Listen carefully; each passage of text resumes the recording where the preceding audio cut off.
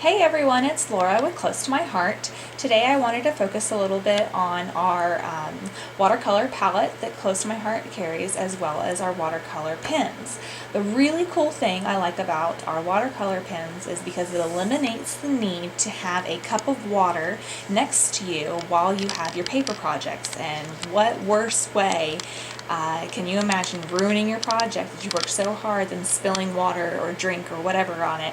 And this eliminates that. These pens you just fill with your water. These in particular are your medium flat and your small round pens. You just fill them with water and you can get right to work. And so I'll show you that in just a minute. I wanted to focus a little bit more on the color palette. You can see here that we have 36 different colors. None of them are labeled. I have them numbered, so that way I always can make a note for some of my cards, and I can always make a note for future references of what colors I've used, because I can't always say, oh, well, I just used the yellow. There's 3 different yellows. So it's more of a personal thing. I start on the left and just keep going left to right and number them all the way to 36. Now, when you think of watercoloring, a lot of people tend to think of, well, I'm just going to paint an image, and you can. Here I have done one for you already, where I have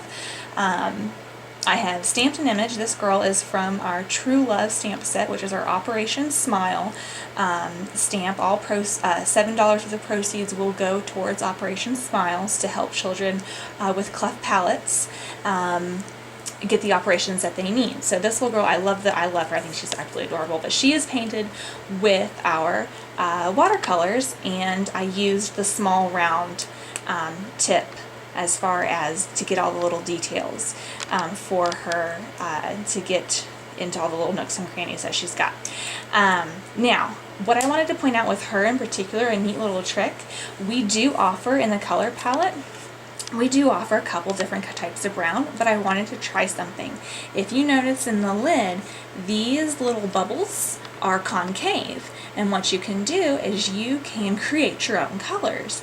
And so for her hair, I wanted to try a different kind of brown, so I took number 19 and number 4 and a little bit of water from my brush and mixed my own brown to make her hair. So that's a really neat trick. And what's really cool about this is that when you can leave this to dry, and once it dries, all you have to do is re-wet it again, and you can use that color again, and that saves you the time and memory of, oh, I don't remember what number I did, and the test, that you don't have to test that out again. Okay, so if I move this over to the side, I also wanted to show you, I love the watercolor palettes for backgrounds. I love doing backgrounds. And these 2 examples here are done actually not on watercolor paper. This is to show that you can do this on plain cardstock. This is kind of the ombre effect that is really popular right now with the pink, yellow, and blue.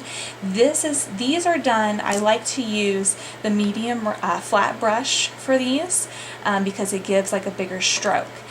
So you can do a background like this with both an entire page, or you can do something and just stamp a sentiment over. With this, you want to make sure that your paper is dry before you stamp an image. So I can do that for you real quick just to show you what I am talking about. So you're just this is just normal cardstock paper. It's not watercolor paper, it's nothing special, it's just your normal white cardstock paper. And just to show you how to use the brush. So what we're gonna do, let me set that aside.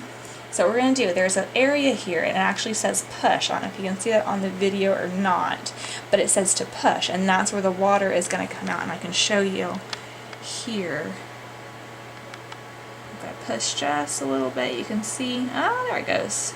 See, water's gonna drip into mine.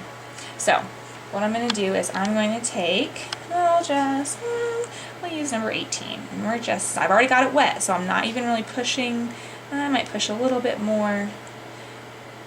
And I always have a paper towel with me too, because maybe just to see how wet my brush is going to get, and that might be a little too wet on my palette, so I just take it and kind of dab it. And then we're going to take it some more, and I'm like, okay, that looks good enough to me. Now, once you've got it loaded, you're not going to push any more water out onto your paper, and you're just gonna, not pushing any water out. just gonna paint. Brush, brush, brush. I'm gonna do this top part. You can kind of see I wanted this top part darker. I'm gonna go back and get a little bit more. Brush, brush, brush. La la la. It's fine. This is a good little like de-stressor for me. I have 3 kids.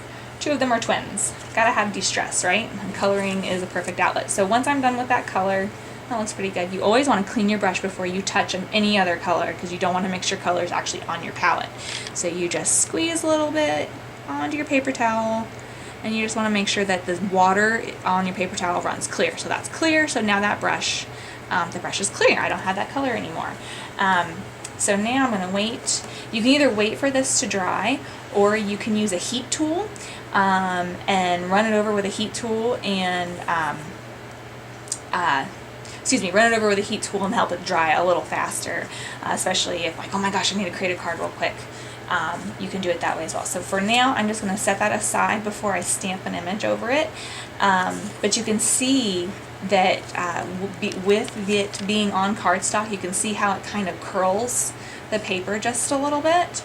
And that's okay. I mean, you can flatten it out once you've actually got it adhered to your project, whether that be your scrapbook paper, or you can take this and adhere it to your card base.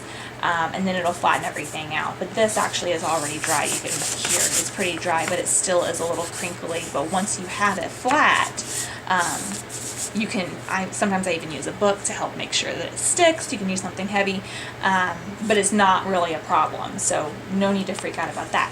However, Close to My Heart does carry special watercolor paper. It comes in both 12 by 12 and our really cool Picture My Life cards. This I'm going to show you real quick because this is a neat little trick because these are embossed. I don't know if you can see, there's some hearts on this Picture My Life set. This is our Picture My Life. I'm going to pull out my cheat sheet. In our catalog, our Picture My Life watercolor cards, and they're the clear set. So even on our catalog, it just kind of shows work that you can get clear or gold. Those are the watercolor Picture My Life sets that you can get. Definitely check out my website, dandyliondreams.ctmh.com, and check out that. It usually shows up in the pocket scrapbooking section. So let me show you this. This is really cool the way it's embossed. So what I'm going to do, and I really like this pink color, so I'm going to actually pick up some more here. That might actually be too much. Yeah, a little bit. And I'm going to try to do this ombre effect like I've done with the pink, yellow, and blue. And we're just going to start at the edge and just paint. It looks like, and I'm just going to paint right over that embossed image of the hearts.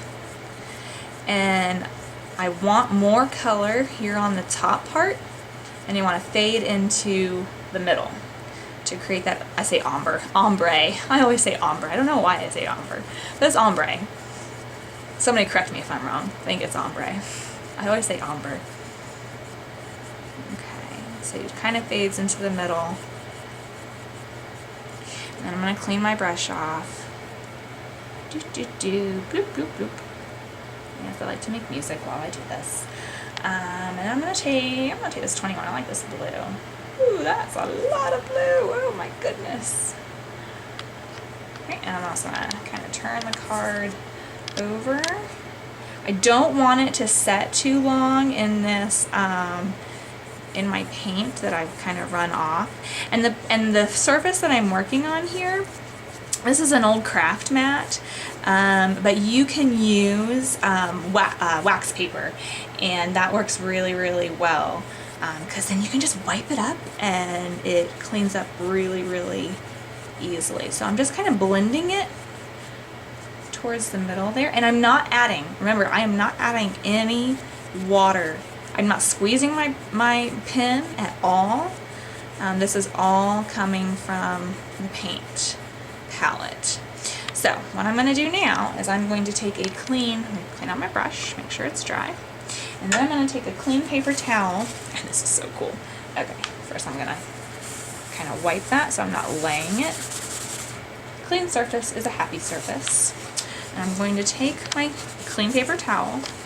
I folded it over so I'm not getting it. And you just kind of wipe. Wipe, wipe, wipe. And it comes off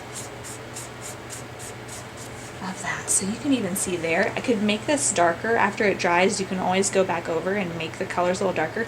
But you can see how it doesn't stick to that embossed the embossed hearts, and how pretty is that? Oh my gosh, I'm in love. And you can just create your own art. This is like your own personality. You can play with it, you can practice with it, and create your own colors and create your own layouts. And these are really good cards to use in pocket scrapbooking, and it's also really good on cards, and it's also really good on like a normal 12 by 12 layout. So it's not just for your pocket sleeves. So it's not limited. It is completely your own imagination. One other thing that I wanted to show you as far as the tips and tricks, especially with the pens, we're just going to go back and use this paper. This is a splatter technique, and this is really kind of fun. So I'm just going to take my pen and I'm going to load a green. Some green, and you're just going to get some paint on it, and this is so fun. And you're just going to take it. And you're gonna, let's see if I can do this, and just make a mess all over your paper. And it's just gonna splatter, and it's gonna dry and kind of absorb. And this is, again, this is just on a normal cardstock paper, and already you can see that's gonna be like a really fun background. And so I'm gonna clean out my brush again. Don't need a whole lot of water to clean it out. And I'm gonna do that blue. I really like that blue. Number 21 here. I really like this blue. And I'm just gonna, I don't know if you can, there we go. Splatter. And it creates that awesome splatter look. And I even accidentally, because I did not move my paper, and I should have, I even got it on my watercolor paper, and it still kind of looks kind of neat. It kind of adds a little extra effect. I'm going to wipe it off of my heart. But there's a lot of things that you can do. There's a lot of versatility. It's not just limited to painting images. You can create backgrounds. You can create stamped image backgrounds. If you like the ink pad look, and you're not quite sure if you want to use the palette and your watercolor brushes, there is a way that you can get a watercolor effect with your ink pads, your Close to My Heart ink pads. And we are going to clean this up real quick so that way I'm making a mess all over everything. With my splatter. That's why you always want to make sure you have a good clean surface to work on, so you don't get it on anything else.